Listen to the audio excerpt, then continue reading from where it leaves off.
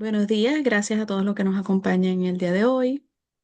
Hoy tenemos la suerte de tener la presentación de la licenciada Mariana Flores Constantino.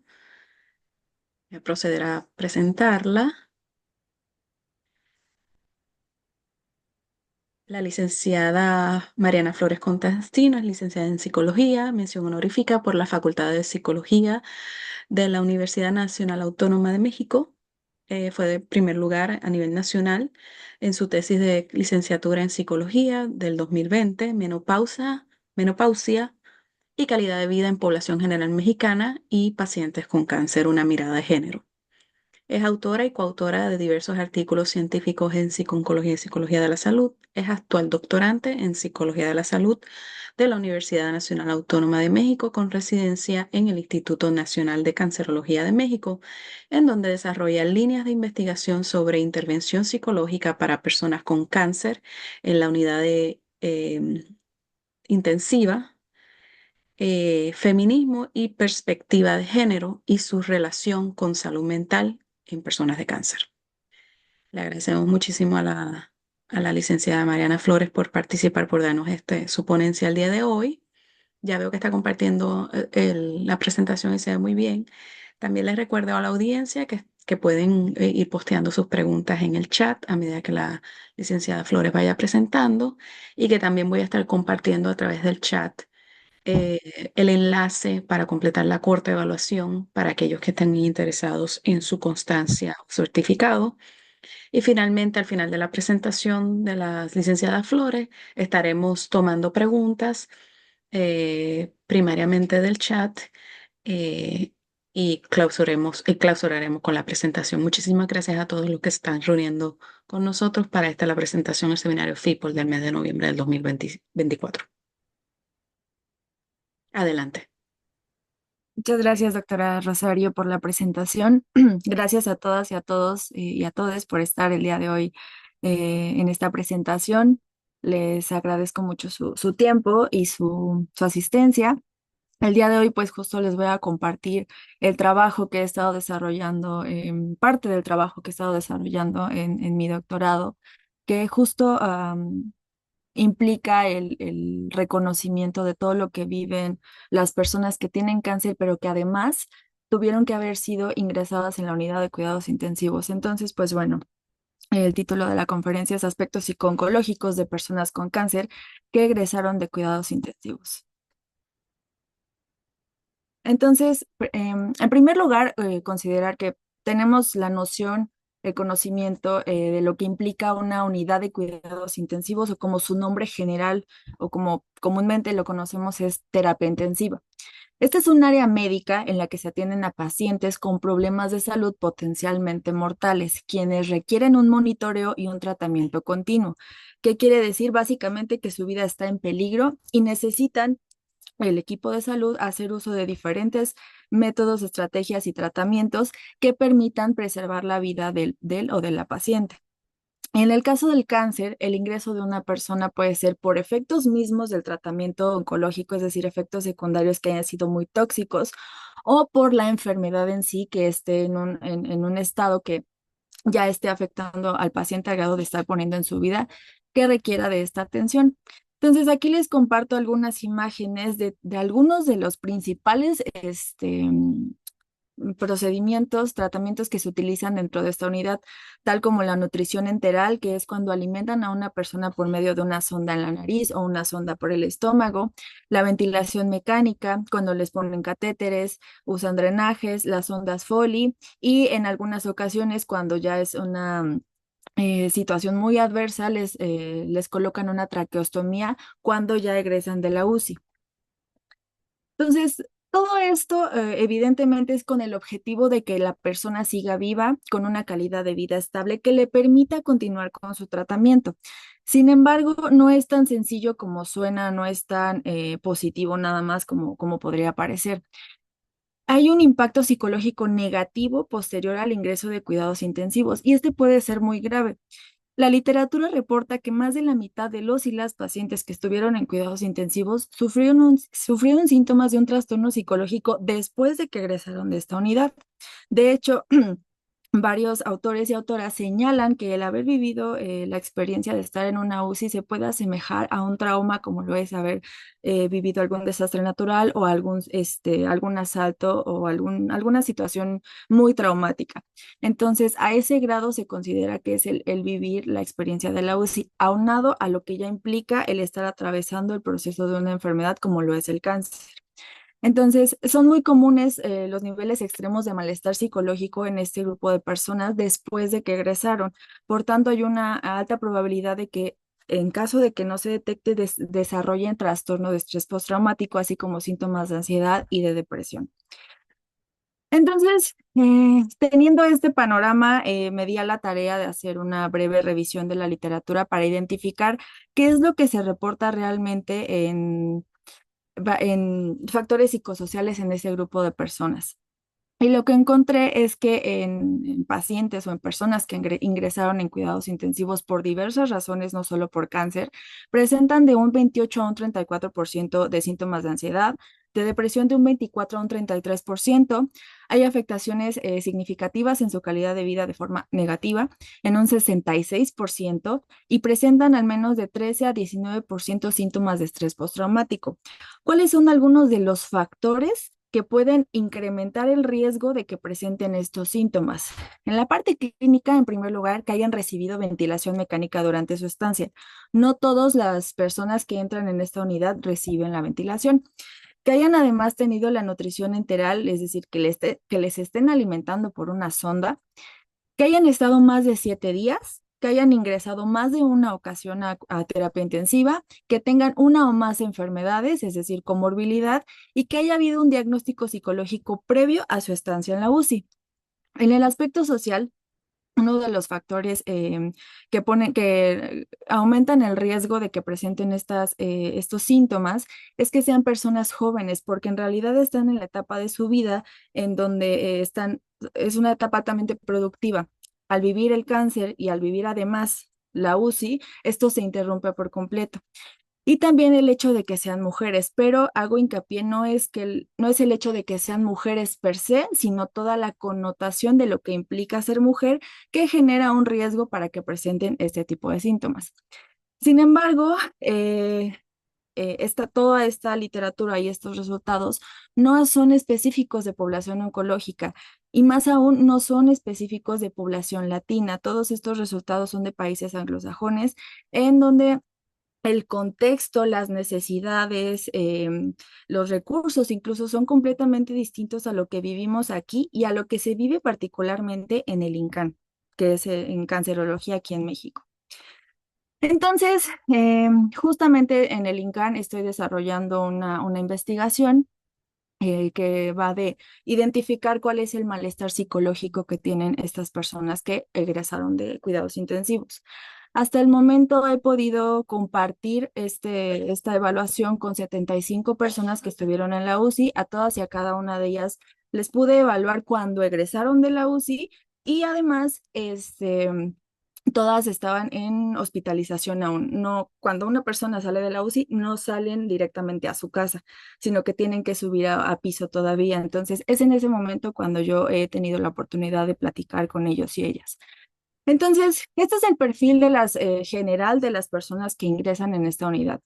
Como podemos observar, son personas jóvenes con un promedio de 44 años, pero un rango de 19 a 78 años. Es decir, es una variedad increíble de personas que pueden ingresar a esta unidad. Los diagnósticos oncológicos que más se reportan en estas personas son los hematológicos, seguido de los ginecológicos. Las razones principales de ingreso a la UCI han sido por choque séptico o falla renal. Han estado menos de 7 días en la UCI, pero más de 2. Han recibido ventilación mecánica y nutrición enteral. Y en promedio han recibido 3 procedimientos dentro de la UCI, como los que les acabo de compartir, con un rango de 1 a 6, siendo la quimioterapia tratamiento que en el momento de la evaluación estaban recibiendo. Y además no tenían alguna otra enfermedad, además del cáncer. En el aspecto social, además de ser personas jóvenes, hubo digamos, una proporción interesante entre hombres y mujeres, pero también tuve la oportunidad de evaluar a un paciente transgénero, un hombre transgénero, La mayoría de todas las personas que ingresaron en la UCI que pude evaluar son de fuera de la Ciudad de México, no están en donde está el instituto, son de otros estados de la República y de la periferia, que es el Estado de México, lo cual implica también algo importante al momento de trasladarse para recibir su atención. En su mayoría tienen hijos, tienen una educación básica de escolar, de primaria a bachillerato, se encuentran casados o bien viven en unión libre y actualmente no están dedicándose a alguna actividad que sea remunerada. Cuando yo me acercaba o cuando me acerco con estas personas, les he preguntado si en algún momento de su vida recibieron atención de salud de algún psicólogo o algún psiquiatra o de salud mental. El 74% de estas personas me dijeron que jamás en su vida habían visitado a un psicólogo y cuando les ofrecía la opción de recibir atención por haber ingresado en la UCI, el 68% de estas personas me dijeron que sí querían y que sí necesitaban esta atención. Esto es un dato muy importante que nos da el panorama para conocer qué es lo que están presentando estas personas, ese grupo de personas. Entonces, en esta gráfica lo que les comparto justamente son algunos datos descriptivos del malestar psicológico que pueden presentar las personas que estuvieron en la UCI. En general, la tabla moradita, bueno, más bien la barra moradita, perdón, indica que no tuvieron nada de estos síntomas, pero la barra azul fuerte señala que tuvieron ya sea poco o mucho. En tanto comunicación, refieren un 34% que sí tuvieron problemas para comunicarse con otras personas. El 68% dijeron que tenían problemas para dormir durante su estancia en la UCI y cuando egresaron, que se sentían tensas o que sentían mucha tensión, que sentían poca o mucha tristeza. También el pánico se ve presente en esta situación, sobre todo lo que me decían es cuando ingresan, que no saben en realidad qué es lo que les está pasando, por qué están ingresando, no tienen esta sensibilización del por qué están viviendo lo que están viviendo y realmente el equipo de salud no tiene generalmente el cuidado de explicarles qué es lo que les está pasando. En realidad, perdón. El 25% no señala que sí tiene poca o mucha, se sienten sin esperanza, pero también hay importantes aspectos en cuanto a cómo se sienten de forma orientada. Les explicaba hace un momento que me decían que no saben en realidad qué es lo que les está pasando, pero tampoco saben en dónde están, no saben qué día es, no saben qué día, qué hora es, quién les fue a visitar, y eso es algo que viven comúnmente dentro de la UCI. Asimismo, presentan en un 36% alucinaciones. Esto puede ser por el contexto en sí de la UCI o bien por los medicamentos que están recibiendo para su atención. En general, nadie, bueno, solo el 10% señalaban que creían que una persona les estaba tratando de lastimar a propósito. Y el 36% sí me señalaron que tienen muchos recuerdos, muchos o pocos recuerdos angustiantes sobre su estancia en terapia intensiva, pero no solo sobre lo que implica estar dentro de esta unidad, sino cómo esto impacta en su familia y en su círculo social a raíz de su crisis vital. Entonces, además de estos datos descriptivos, yo también les hice preguntas respecto a su calidad de vida y al momento de correlacionar estos datos de calidad de vida general con malestar psicológico, podemos observar que realmente sí hay una correlación significativa y negativa respecto a ambas variables en este grupo de personas. Cuando lo divido, digamos, por los factores del instrumento de calidad de vida que yo les apliqué, observamos que en el factor emocional con malestar psicológico y el factor cognitivo hay una correlación negativa entre ambos.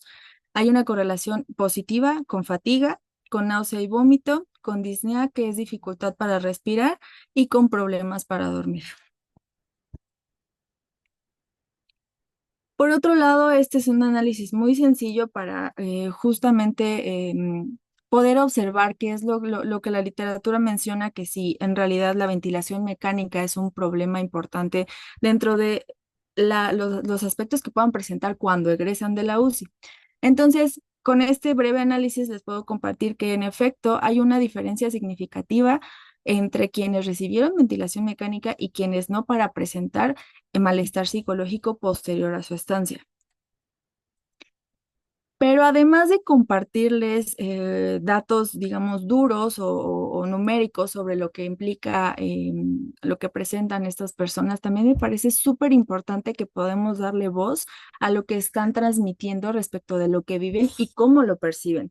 La verdad es que todas las experiencias que yo he escuchado, he tenido la oportunidad sí, de escuchar, han sido muy diversas y depende completamente de cómo lo perciba la persona, de qué es lo que implicó para su vida, qué es lo que está viviendo fuera de lo que implica el cáncer y su tratamiento.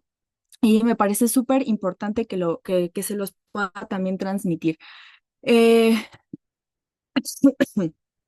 Por acá una paciente me decía, cuando ingresé a la UCI, todo a mi alrededor era caos. No sabía qué me pasaba, nadie me explicó, no podía dormir y veía cómo otros pacientes morían. Tenía miedo de lo que yo podía vivir. Ella me decía que no entendía cómo es que otras personas estaban estando tan graves y ella estaba despierta dentro de la UCI. Ella no recibió ventilación mecánica. Entonces, observar todas esas experiencias, la la cruzaban de una forma muy adversa, muy significativa. Otra paciente me decía, no tengo conciencia sobre lo que me sucedió. Yo sé que entré a la UCI, pero no recuerdo nada. Mi familia aún lo platica con dolor y me perturba pensar en que la muerte estuvo cerca de mí, pero yo no tuve dolor ni sufrí. Es muy extraño. Entonces, su experiencia en este caso es de una persona que sí recibió ventilación mecánica, que no tiene ni idea de que en ese momento se estaba desangrando, que se estaba muriendo y no recuerda absolutamente nada, no sintió dolor, pero su experiencia es frustrante porque sabe que estuvo a punto de morir, pero ni siquiera recuerda que eso sucedió.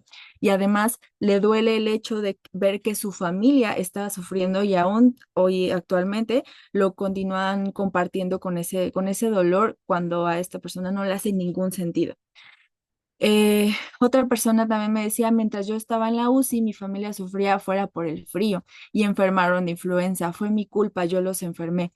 En este caso es interesante observar cómo para él, porque era un paciente hombre, no, no había un lugar para lo que él estaba viviendo respecto a que además el cáncer entró a la UCI. Para él era muchísima más la culpa de saber que su familia, estando fuera del hospital, corría un riesgo y que era porque él estaba dentro de la UCI. Entonces, también es nuevamente muy importante contextualizar el por qué pueden sentirse mal emocionalmente o psicológicamente, que no solo se debe a la etiología de su ingreso en la UCI o por el cáncer en sí. Por otro lado, otra persona me compartía, me preocupa que no estoy trabajando, no tengo dinero y no tengo que enviar a mis hijos, ya no quiero estar más aquí. Al igual que con el paciente anterior, esta persona me decía que sus preocupaciones no es que esté en la UCI, no es que haya estado en riesgo de muerte, es todo el contexto social que esto implica, el dinero para pagar lo que se necesita del hospital, el no poder trabajar, el tener personas de las que dependen de esta persona. Entonces, también es muy importante, nuevamente repito, contextualizar en dónde se encuentran estas personas. Y por último, bueno, no por último, sino uno de los casos que les comparto, no he sido consciente de mi lucha contra el cáncer, pero ahora después de la UCI valoro mucho más mi vida. Ha habido muchos casos en los que me dicen que cuando les dan el diagnóstico se enfrentan a, pues, el tratamiento, al ir al hospital, a hacer estudios, etcétera, pero no hacen conciencia de que están luchando contra el cáncer. Lo toman como si fuera algo normal, cualquier cosa, no le dan un lugar o no se detienen más bien a pensar qué es lo que están viviendo. Pero cuando entran a la UCI es digamos, una amenaza respecto a que su vida realmente está corriendo peligro porque en ese momento ya están, si el equipo de salud puede atenderlos de forma inmediata y hay oportunidad de ingresarles, de todas formas, el riesgo de que hayan estado dentro de la UCI es muy, es muy impactante sobre lo que viven y cómo ven, cómo lo vio su familia, cómo lo vieron ellos mismos, cómo lo vio cómo lo vieron dentro de la UCI. Entonces, hasta ese momento empiezan a hacer cambios. De hecho, una de las pacientes me decía, yo viví el cáncer y para mí era algo no le di la suficiente relevancia, pero cuando entré a la UCI me di cuenta de que mi vida es efímera, que se puede acabar en cualquier momento. Entonces decidí hablar con mi hermana, con quien no llevaba una buena relación, y deseé acercarme con ella y mejorar nuestra relación porque yo no sé si el día de mañana me voy a morir y ya vi que sí me puedo morir. Entonces me da la pauta para poder reconocer y valorar lo que estoy viviendo hoy en día. Entonces, teniendo este panorama sobre el contexto, tanto en población mexicana como con cáncer específicamente, además de poderles pues compartir qué es lo que está pasando, cuáles son los aspectos que presentan estas personas, sus necesidades, sus los porcentajes de su malestar, etcétera. Me parece súper vital que además hablemos de las soluciones, es decir, ya sabemos cuál es el problema, ya sabemos que este grupo de pacientes la están pasando mal y que además no se puede generalizar, aunque, a pesar de que hayan estado estas 75 personas dentro de la UCI, cada una de ellas vivió cosas totalmente diferentes. Entonces, si sabemos que esta es una problemática, ¿cuál es la solución? ¿Qué podemos abonar y aportar? Entonces, de inicio, lo que podemos tomar en cuenta es que hay que atender necesidades específicas de cada paciente.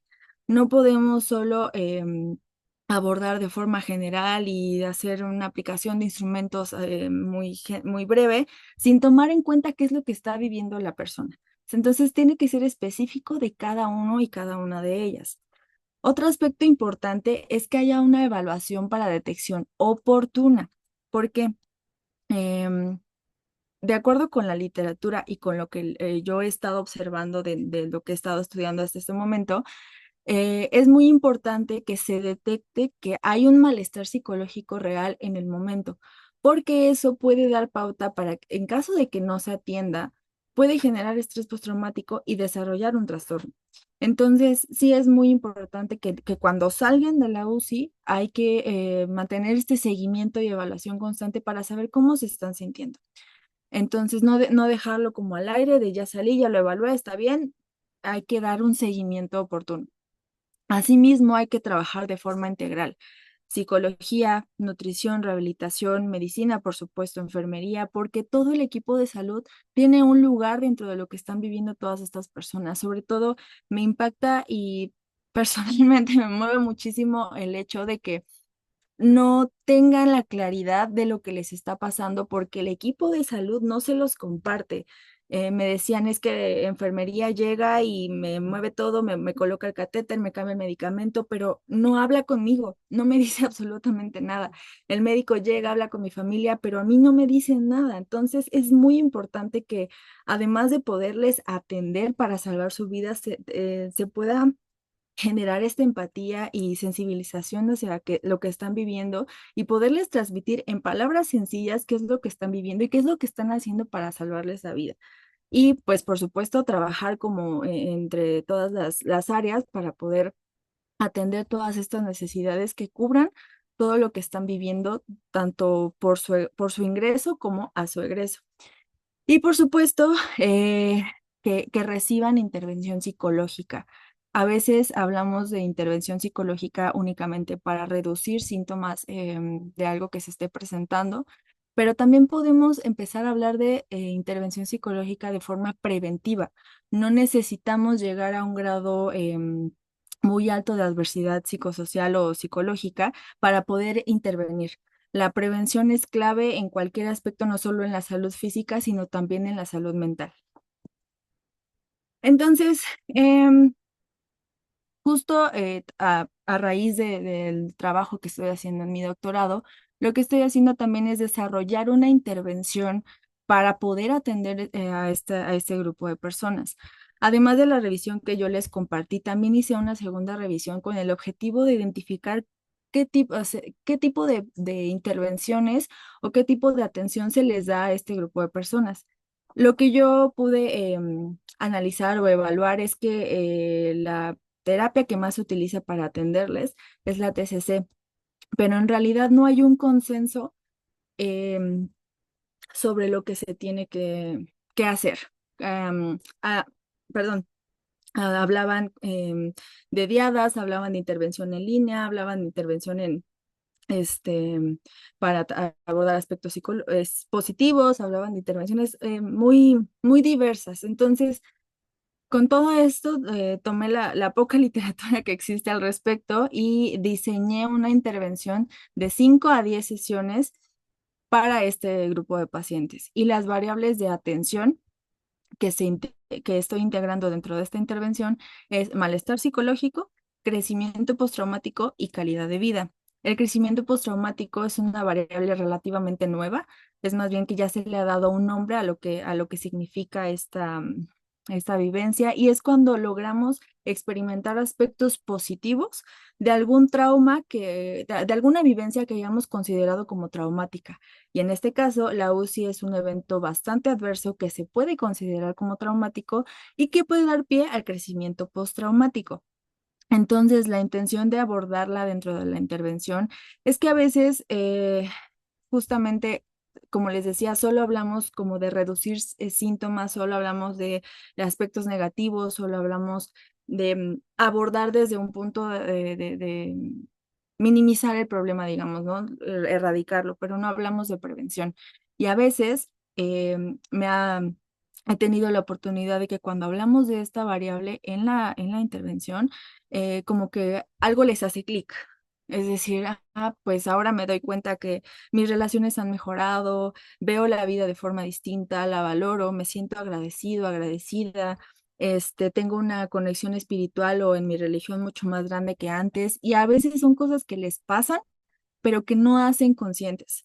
Y en el momento en el que hacen conscientes, significativamente su malestar psicológico se reduce, porque a pesar de que no tengan la capacidad o no tengamos la capacidad de cambiar lo que están viviendo, porque sí o sí lo tienen que seguir enfrentando y lo tienen que seguir viviendo, esto les da una breve esperanza de que pueden seguir adelante y de que no todo en el cáncer y en lo que implica su atención, así como el haber ingresado a terapia intensiva, todo es negativo, sino que también hay cosas que se pueden rescatar y que eso les permita tener una pauta para poder continuar y seguir afrontando de forma totalmente adaptativa su atención.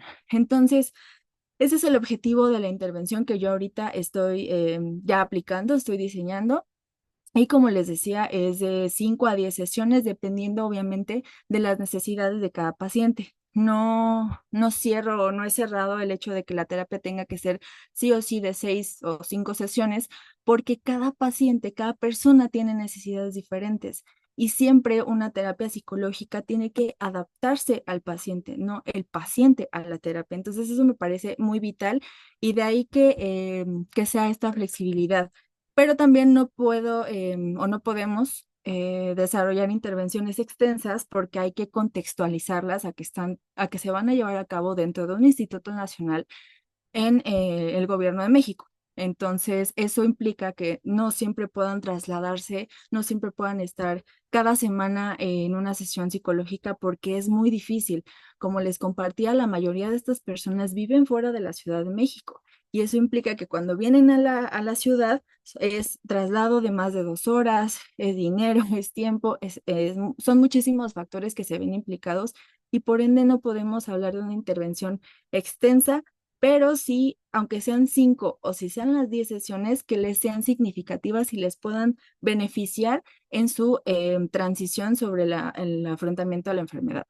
Em, Asimismo, y por estas razones que les estoy compartiendo, la propuesta de la intervención es híbrida, que quiere decir que cuando vengan al hospital nos ponemos de acuerdo para poderles ver, pero si no hay oportunidad, si la tienen, podernos ver también en línea, ¿no? Entonces, esta flexibilidad les permite que no se, que reciban la terapia, pero que sin que eso implique un costo o un esfuerzo extra, además de ya lo que están viviendo.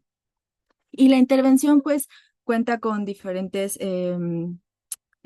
técnicas, principalmente psicoeducación, justo para poderles orientar e informar sobre todo lo que están viviendo y qué es lo que implica o cómo lo están entendiendo.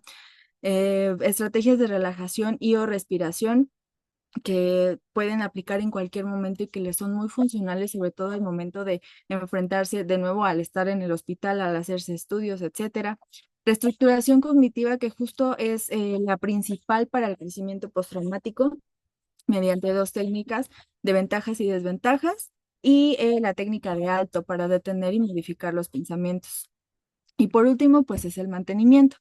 Em, en donde se habla de todo lo que se trabajó durante la terapia y los posibles obstáculos a los que se pueden enfrentar en adelante, pero que ya no van a recibir la terapia, pero ahora ahora tienen las herramientas con que si se vuelven a sentir de cierta forma o vuelven a presentar algún síntoma que sea adverso, sepan qué hacer en ese momento.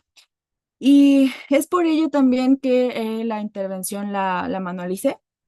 Desarrollé un manual para el paciente, en donde aquí les comparto la portada, Mi vida después de terapia intensiva. Cuenta con los módulos, con las técnicas, actualización del estado de ánimo, las tareas que se dejan sesión a sesión. Obviamente no nada más con el objetivo de que hagan tareas, sino que se puedan adherir a las técnicas y a los ejercicios que esto implica. Entonces es un manual súper digerible, con muchas imágenes, es sin tecnicismos, justo para que lo puedan tener. Yo se los doy de forma física, a color, y es muy interesante cómo dentro del manual van escribiendo lo que van sintiendo, cómo lo van percibiendo, y sesión a sesión llegan con el manual. Entonces es muy importante contextualizarlo de esta forma y que les permita además tener algo que se lleven para su bienestar.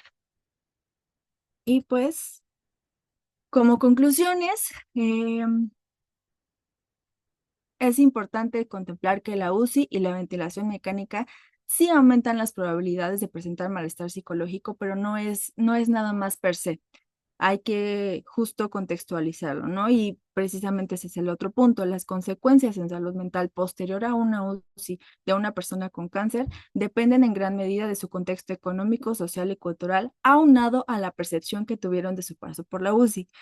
Así como muchos pacientes me decían, es que esto fue horrible para mí, había otros que me decían, yo no, esto no significó nada, fue un paso más de mi tratamiento y hasta ahí. Entonces, siempre es importante contextualizar en dónde está la persona.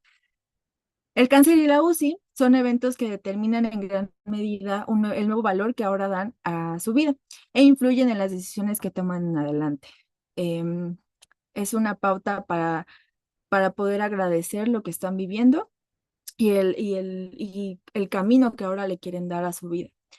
Como les decía, el manual favorece la adherencia y el entendimiento y la aplicación de las técnicas. Y pues bueno, esta intervención ya fue piloteada y actualmente se está aplicando y en el piloteo se pudo demostrar que la intervención sí es viable y factible para ser replicada en este grupo poblacional. Y eso sería todo. Muchísimas gracias. Muchísimas gracias, licenciada Flores, por su magnífica presentación. Tenemos algunas preguntas puestas en el chat. Voy a comenzar desde el principio.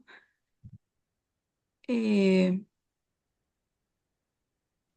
ok, estoy yendo. Ujú. Sí, hola, espero que estén bien. ¿Por comunicación se refiere a la comunicación con familiares y amistades fuera de la unidad o a comunicación con el equipo de cuidado médico? Ambos. Cuando están dentro de la UCI, reciben visita una vez al día y por una hora, pero si tienen la ventilación no se pueden comunicar. Asimismo, ya cuando egresan tienen problemas para poder transmitir qué es lo que están sintiendo porque no se sienten del todo bien. Entonces, tanto es como con familia y amigos, como con el equipo de salud, no es uno u otro, es más bien los problemas que están presentando en ese momento para poderse comunicar. De Lucy Domínguez, una consulta. ¿Qué tipos de instrumentos se utilizaron para dicha investigación? El instrumento principal es la iPad por sus siglas en inglés. En español es la escala de evaluación psicológica de cuidados intensivos.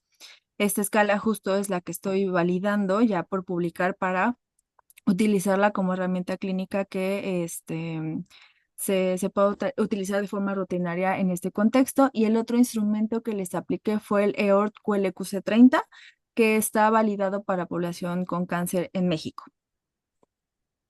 Jennifer García, yo tengo una hermana con una variante de lupus, se llama poliomielitis, pero ella no quiere estar en terapia cuando nosotros, su familia, creemos que es importante estar en terapia. ¿Cómo pudiéramos nosotros ayudarle para que pueda asistir a terapia?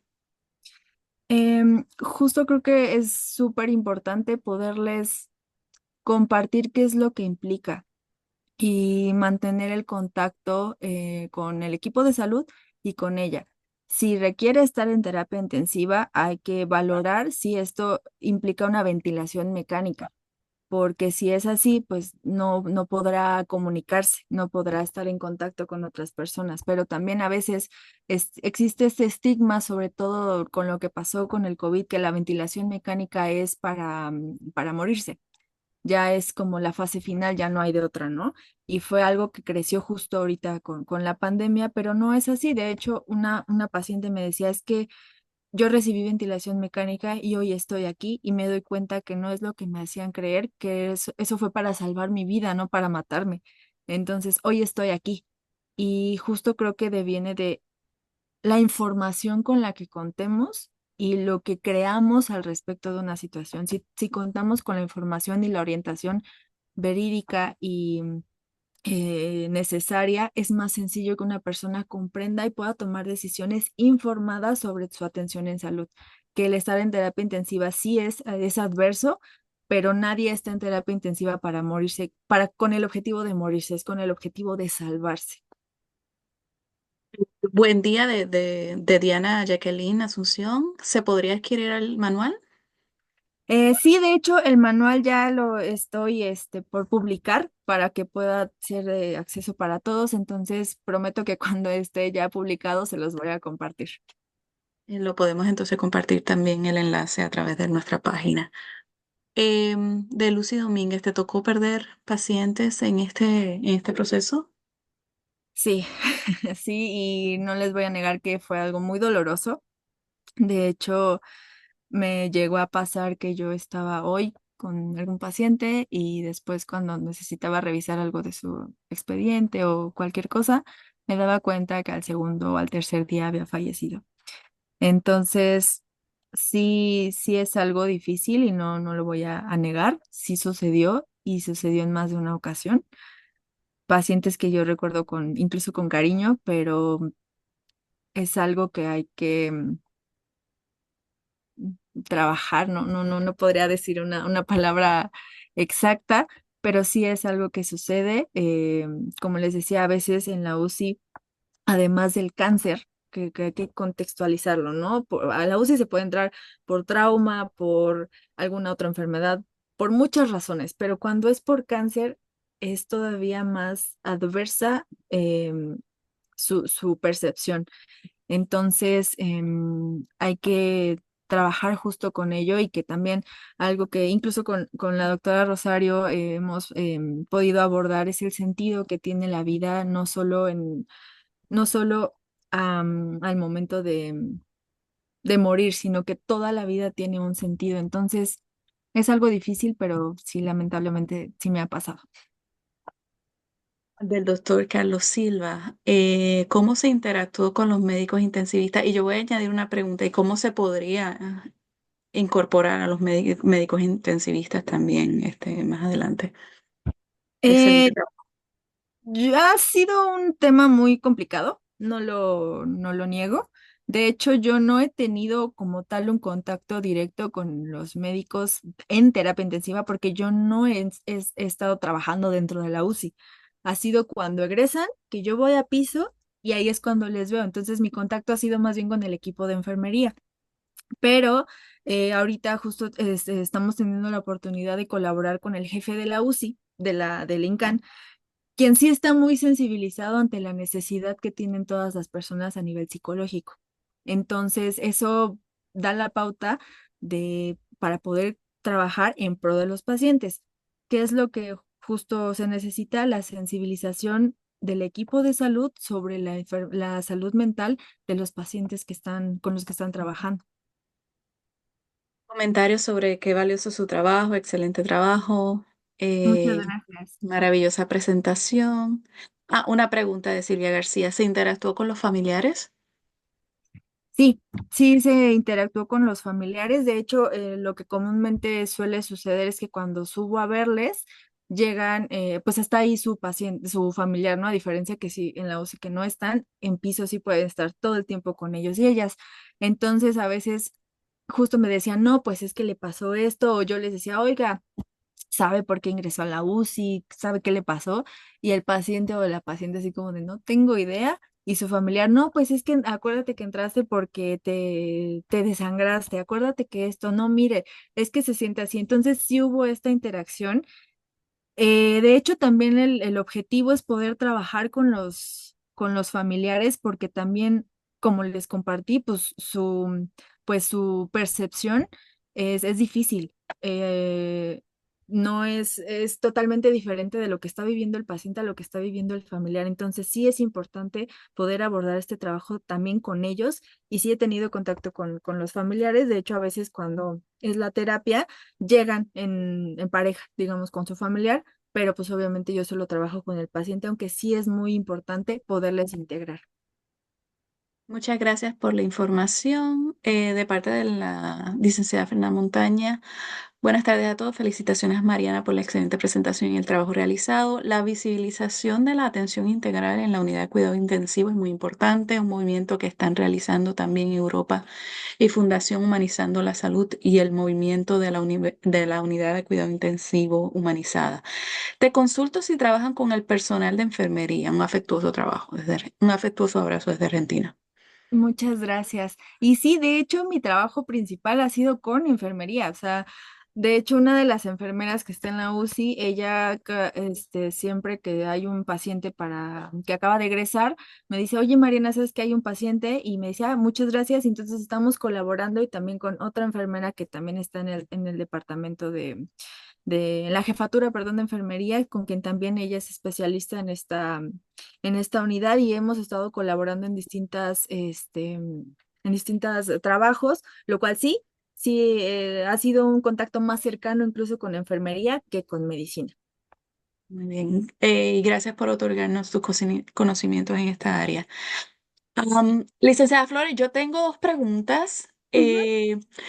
Continuamente nos has estado comentando de de las necesidades de educación e información y sobre los miedos y desinformación que tienen a veces los pacientes y también los familiares cuando están en la unidad de cuidado intensivo. Quizás mi pregunta tiene dos partes y hablaste también de prevención, ¿verdad? Más bien prevención en la salud mental, pero me da la impresión de que también se podría hacer prevención a través de ofrecerle oportuna información a los pacientes para combatir un poco estos miedos y combatir un poco la desinformación. Pero en nuestra experiencia trabajando con pacientes, a veces los pacientes no hacen estas preguntas o no necesariamente exponen o le comentan a sus médicos intensivistas en este caso.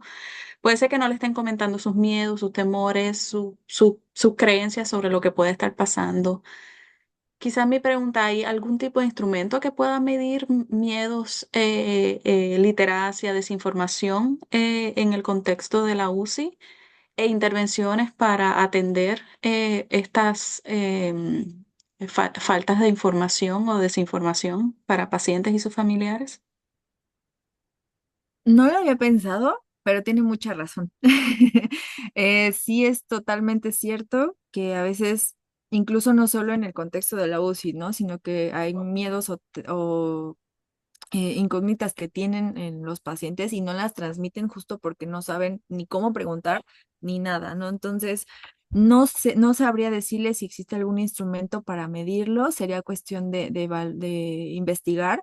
Y si sí, sería súper valioso poderlo integrar dentro de esta propuesta, así como una intervención, tal vez no sé si tal vez funcione como intervención per se, pero sí pudiésemos hablar de algún taller de orientación o información ya impresa como tal para poderles compartir que eso también ayuda muchísimo. Como les decía, el manual lo atesoran, ¿no? O sea, siempre lo entienden muy bien, les es muy digerible. Entonces, ese tipo de materiales son los que pueden funcionar perfecto, que yo creo que pueden funcionar perfecto para atender todas estas inquietudes y desinformación, ¿no? Pero también eh, en el momento en el que despierten, pues a veces de explicarles qué pasó, por qué Ujú. están ahí, qué están sintiendo, porque esto podríamos hablar antes de que entren, pero hay muchas veces que no se puede hablar porque es rápido, o sea, si no se atiende rápido, el paciente fallece. Entonces, tal vez en el momento en el que puedan despertar, explicarles bajo su lógica qué es lo que vivieron y por qué y qué es lo que sigue además. La otra pregunta que le tenía era, nosotros acá en el Memorial tenemos una intervención para cuidadores llamado Empodera, que es precisamente para darle herramientas a los cuidadores a lidiar con su estrés peritraumático y con todo ¿verdad? El nivel de angustia que pueden estar enfrentando mientras los pacientes están en la unidad de cuidado intensivo. Según entiendo, la intervención que habías tenido era post-intensiva, ¿verdad? Sí. Eh, pero a medida que vas trabajando dentro de la unidad, cómo está haciendo la mirada durante, ¿verdad? Durante el proceso de internación? Y si hay también idea de ir incorporando, atendiendo a las necesidades de los cuidadores. Sí, justamente es como el plan. Por supuesto que ahorita es como la base de, ¿no? O hay que trabajar para evaluar dentro de la UCI, no solo al egreso, hay que integrar a los familiares sobre lo que están viviendo y por supuesto que también reciban una intervención, porque sí, lo que viven es muy adverso y su percepción es incluso a veces más difícil que la que están viviendo los pacientes. Entonces, por supuesto que la idea es que esta intervención sea la base de, para poderla contextualizar en las necesidades de los familiares y también además trabajar con el equipo de salud, pero dentro de la UCI. La iPad, por ejemplo, que es el instrumento que les apliqué, el objetivo es que sea una herramienta de uso clínico que utilicen dentro de la UCI, porque son solo 10 reactivos de de tres opciones de respuesta. ¿Por qué es tan sencillo? Porque obviamente no puedo aplicarles un instrumento tan largo y con muchas opciones porque no me van a contestar realmente, no están siendo conscientes de lo que me están contestando. Entonces, el objetivo ese es el instrumento y que sí sea tanto de lo que están viviendo en la UCI, dentro de la UCI, pero también poderlo extender a las necesidades de sus familiares en esos momentos y lo que implica después de. Aquí tenemos una felicitaciones de Ana María Mendoza, de la doctora Rocha Catman, de Iris Rebeca Santillán, excelente labor. Una pregunta de Jennifer García Marín, ¿qué tan importante es que los familiares acudan a terapia psicológica? Me imagino que se habla de este contexto de familiares de pacientes de la UCI. Sí, ¿qué tan importante? Es muy importante, ¿no? O sea, a veces la terapia psicológica la percibimos como cuando algo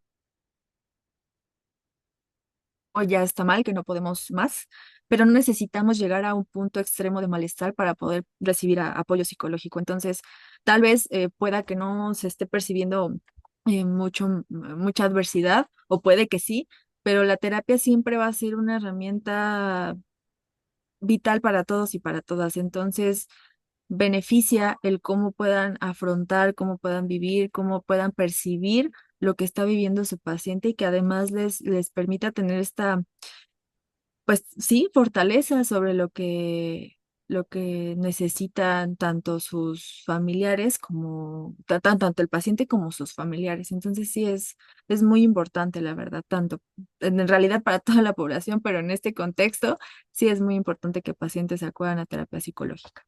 Digo que familiares, perdón.